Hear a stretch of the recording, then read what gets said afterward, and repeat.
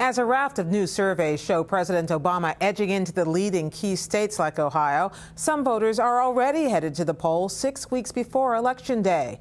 35 states and the District of Columbia allow for some combination of early voting or no excuse absentee voting this fall, according to the National Conference of State Legislatures. Here's a sampling of what the candidate said today in Ohio, where voting starts Tuesday.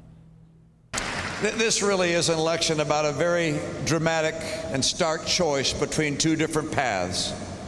I think the president loves America. I love America. I think the president cares about the people of America. I care about all the people in America. But I know how to help the people of America and make sure our future is bright and prosperous for our kids and protect liberty. And he does not.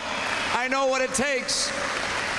On October 2nd, which is just 6 days from now, you get to start voting. You get to have your say.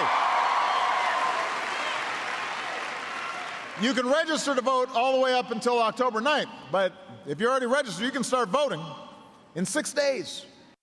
For more now on how early voting like that could affect the 2012 election, we turn to Michael McDonald, Associate Professor of Government and Politics at George Mason University, where he studies voting trends. By the way, my earlier guest, Jacob Kierkegaard, I said he was from George Mason University. He was, in fact, from the Peterson Institute of International Economics. Not your fault, but I just wanted to clear that up so everyone knew that you are the George Mason professor expert.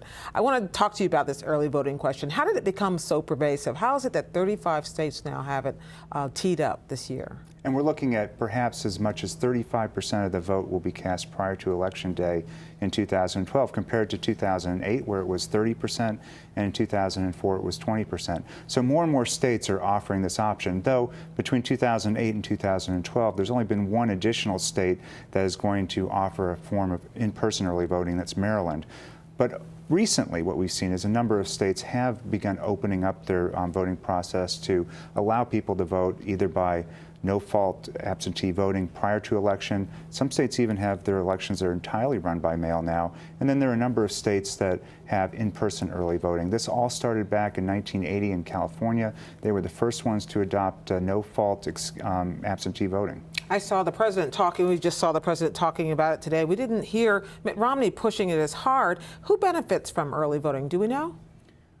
Really, it's the campaign that's organized to take advantage of it. So in 2008, with a lot of enthusiasm on his side and a campaign that had early voting as part of their central voting strategy, you saw Obama win the vote in 2008. And you contrasted that with the McCain campaign, which didn't have as much enthusiasm and didn't have as much of a strategy involving early voting. In fact, it wasn't until the week prior to the election that McCain and Palin started even mentioning early voting within their stump speeches. Now, Romney's actually mentioned it already, so Romney's doing much better than McCain did in 2008, and he has ample resources and he has enthusiasm at his side too. So 2012 is not going to look like 2008. In fact, most elections that we see, more Republicans tend to vote early. Now, there's some variations among the states, so that's not universally true. But if we look nationally, usually it's more Republicans that vote early than Democrats. Demographically, as we saw Judy talking to young voters in Ohio, demographically, are they more likely to be the people who take advantage of it,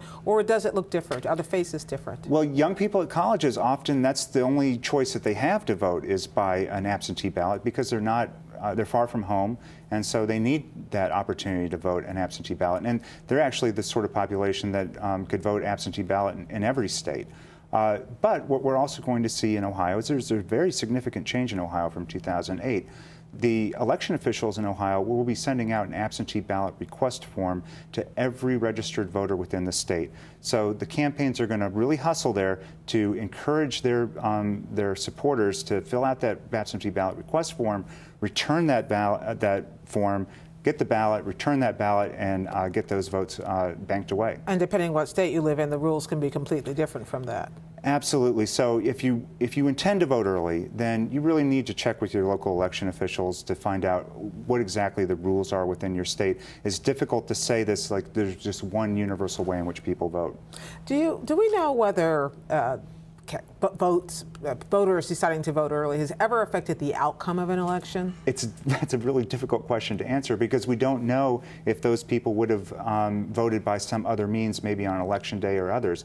But we do know, however, is that the campaigns, when they're operating within early voting, it allows them to stretch out the voter mobilization efforts over a longer period of time. So again, it goes back to whichever campaign is more organized and their supporters are enthused to vote, that campaign can take advantage of that situation to perhaps get more of their voters to the polls than might otherwise have happened. There has been so much discussion in this campaign so far about efforts to suppress the vote, of keeping people away from the voting machines, the ballots, the early absentee ballots. Does that play into this at all? Also, that if you're more organized, you can also control who votes?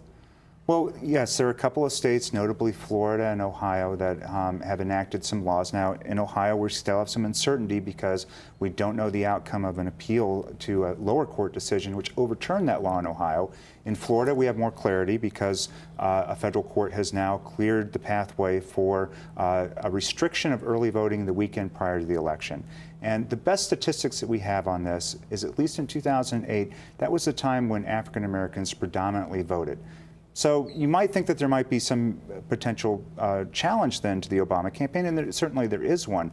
But I also feel that the Obama campaign has the resources to meet that challenge. So I expect the Obama campaign to encourage their supporters to vote by mail, vote at the other times of early voting that are offered prior, instead of that one weekend. And so who knows? Who knows what the eventual effect of early voting will be, that restriction in Florida. Okay, well, we'll be watching all of that. Michael McDonald of George Mason University, thank you so much. Thank you.